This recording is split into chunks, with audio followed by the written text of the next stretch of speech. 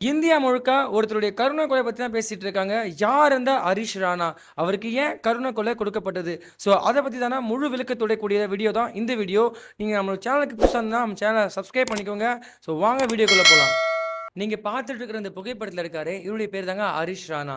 இவரு கடந்த 2013வது வருஷம் சண்டிகர்ல ஒரு காலேஜ்ல இன்ஜினியரிங் படிச்சுட்டு இருக்காருங்க. அப்படி படிச்சுட்டு இருக்கும்போது, அவருடைய காலேஜ்ல இருக்கிற ஹாஸ்டல்ல 4த் ஃப்ளோர்ல இருந்து தவறுதலா கீழ விழுந்துடுறாரு.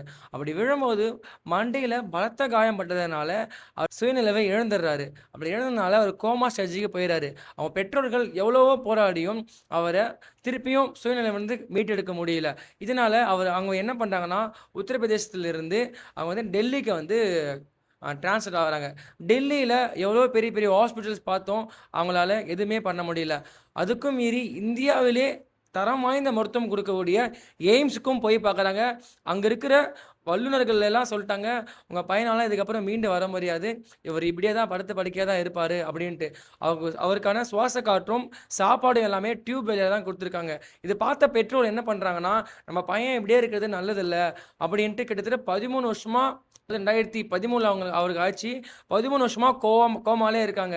ஸோ இவங்க என்ன பண்றாங்கன்னா, 2024வது வருஷம் ஆ ஹைகோர்ட்டுக்கு போறாங்க. அதாவது உயர்நீதிமன்றத்துக்கு போறாங்க. உயர்நீதிமன்றத்துக்கு போய் என்ன சொல்றாங்கன்னா, "என் பையன் இப்படியே இருக்கான். ஸோ தயவு செஞ்சு வந்துட்டு அவன கருணை கொலை பண்ணுங்க" அப்படின்னு வந்து மன்றாடுறாங்க.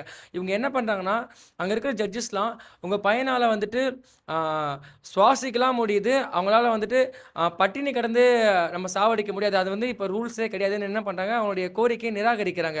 அதுக்கப்புறமும் என்ன பண்றாங்கன்னா, இவங்க வந்துட்டு என்ன பண்றாங்க, மேலும் மேலும் உச்சநீதிமன்றத்துக்கு போறாங்க. உயர்நீதிமன்றத்திலிருந்து உச்சநீதிமன்றத்துக்கு போறாங்க. அங்க போயிட்டு, "என் பையனால வந்து சுவாசிக்க முடியல. அவன் ரொம்ப கஷ்டப்படுறான். அவன எங்களால இந்த நிலைமையில பார்க்க முடியல" அப்படின்ட்டு ரொம்ப மன்றாடுறாங்க. "அவன தயவு செஞ்சு கருணை கொலை பண்ணிடுங்க" அப்படின்ட்டு கெஞ்சுறாங்க. இப்படிப்பட்ட ஒரு நிலைமை ஒரு தாய்க்கும் தந்தைக்கும் வரவே கூடாதுங்க. நீங்களே யோசிச்சு பாருங்க. தான் பெற்ற ஒரு பையன கருணை கொலை பண்ணிடுங்கன்னு ஒரு அப்பாவும், அம்மாவும் அந்த கோர்ட் முன்னாடி கெஞ்சுறாங்க. கடைசியா உச்சநீதிமன்றம் என்ன சொல்றாங்க பார்த்தீங்கன்னா, "ஓகே, உங்களுடைய கோரிக்கை நாங்க நிராகரிச்சுட்டோம்" அப்படின்னு சொல்லிட்டு பெரிய பெரிய வல்லுனர்கள்லாம் வந்து உச்சநீதிமன்றத்துல வந்து சொல்றாங்க, "இதுக்கப்புறம் இந்த பையனால வந்து ஏந்திச்சு நடக்கவே முடியாது. ஸோ வந்துட்டு இவங்க பெற்றோர்கள் வந்து இவ்வளோ கஷ்டப்படுறாங்க. தயவு செஞ்சு கருணை கொலை பண்றது நல்லது" அப்படின்ட்டு வந்து டாக்டர் சைடும் சொல்றாங்க.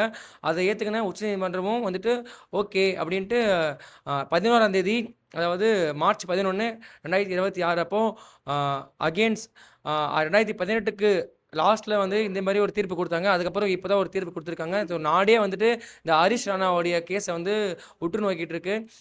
ஸோ அவங்கள வந்து கருணை கொலை பண்ண போறாங்க. நீங்க யோசிச்சு பாருங்க, இப்படிப்பட்ட ஒரு நிலைமை வந்து ஒரு தாய்க்கும் தந்தைக்கும் வரவே கூடாது. ஸோ ஹரிஷ் ராணா வந்து கருணை கொலை பண்ண போறாங்க. இதுக்கான டீட்டெயில்ஸ் இவ்வளோ தான். இதே மாரியான ஒரு புது புது இன்ஃபர்மேஷன் வேணும்னா நம்மளுடைய மைண்ட் இன்ஃபோவ சப்ஸ்கிரைப் பண்ணிக்கோங்க. மறக்காம பெல் பட்டன கிளிக் பண்ணிக்கோங்க. அப்பதான் நான் போடுற ஒவ்வொரு வீடியோவும் உங்களுக்கு நோட்டிஃபிகேஷனா வந்து சேரும். டாடா, பாய் பாய்.